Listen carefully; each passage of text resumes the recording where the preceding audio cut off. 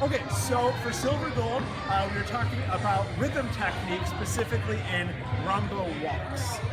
So what we want to be thinking of, this is a good practice tool, is we can start with everything tucked underneath and held up high. And as we take a step, we want to think of starting with our hip open, and we close off with our hips first, then we bring our thighs together, then our kneecaps, then our ankles, and then we push off from there onto the ball of our foot.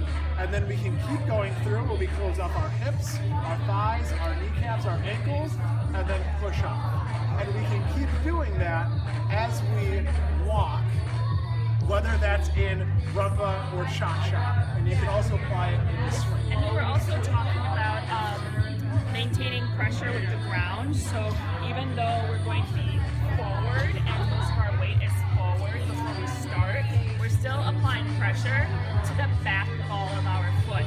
And that's helping us push up and lifting our back hip, because we want that hip to be lifted and then maintain pressure so you're pushing off. And so when we start bringing in our legs together, it's a change of our hip level. So we start bringing this down, eventually our hips become neutral, and then when we push off, we're pushing off with the back foot and lifting that heel as we step forward again. So just as we think of landing on one foot and having weight over it, we want to also think of pressure in the other foot. And that will ensure that we keep the ball of our foot on the ground. And that our weight is level and we stay balanced.